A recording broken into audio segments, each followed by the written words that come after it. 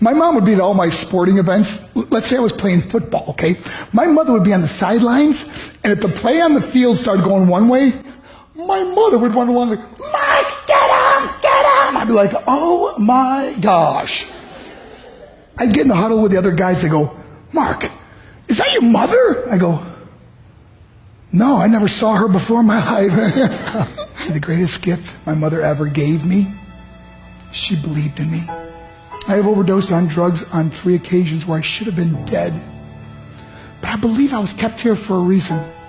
You show me your friends, I will show you your future. How do I know this? I hung out with losers, and I became the biggest loser of them all because I gave up everything I dreamt about as a little boy because of who I chose to surround myself with.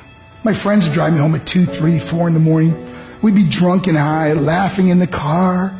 We'd pull up in front of my house in New York. They go, Mark, the light's on. I go, oh man, my mother's up. See, my mom wouldn't go to bed until she knew her son was still alive. I'd walk in, she'd say, hi, Mark, how was your night? I go, it was good, Mom. I'm just going to go to bed. She goes, can I talk to you for a minute? I go, Mom, I'm tired. I'm just going to go to bed. She goes, Mark, I haven't seen you all day and all night. Can I please talk to you? I said, man, just leave me alone. You bug me. I'd slam my bedroom door on the one person who believed in me. I was on a worldwide tour and we were wrestling overseas in Japan. After my wrestling match, I went upstairs in my hotel room and I fell asleep. There was a knock at my door at 3 o'clock in the morning. I got out of bed and I looked through the safety window and I could see it was a Japanese promoter. So I opened the door and he said, Mark, you need to call home. There's been an emergency. I went and got on the hotel room phone. I called back to the United States and said, hey, what's going on? I said, Mark, I don't know how to tell you this. I said, just tell me what happened. I suddenly started crying. They go, Mark, I can't tell you. I said, just say it. He said, Mark, your mother died. I just threw the phone down. I ran out of my hotel room. I took the elevator to the lobby, and when the doors opened up, I just ran out into the street. I mean, there was no cars, there was no people. It was 3 o'clock in the morning.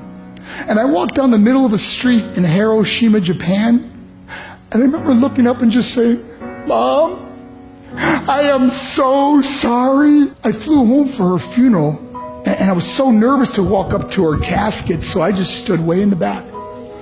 And I kept looking from a distance, and I kept thinking to myself, Mom, please wake up. Please get up. And then I finally got the nerve to walk up to her. And as I got closer, I could see my mom for the first time. I mean, she was so beautiful.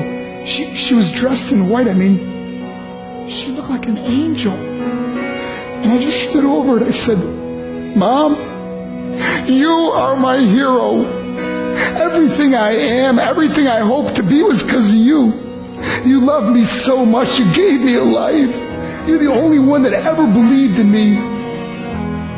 How did I repay her? By getting drunk? By getting high? By getting stupid? By hanging out with losers? For what?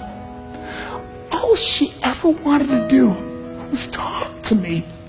I wish I could talk to you now, Mom. I wish you could see what I'm doing. Why couldn't I have been a better son? We are defined by our choices. But if you surround yourself with people involved in drugs and alcohol and pills, it's a dead end.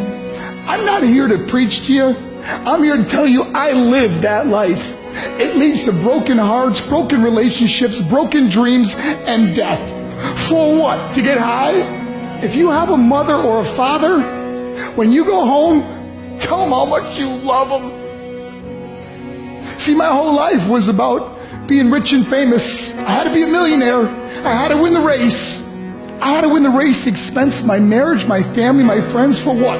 To be all alone in the world? I learned what is truly important, and that is how precious this gift of life is, and our families, and how quickly it can be taken away. See, I no longer live in time. I live in moments. See, it's not what's in your pocket that matters. It's what's in your heart that truly matters. Love Love is just a word until somebody comes along and gives it meaning. You're the meaning.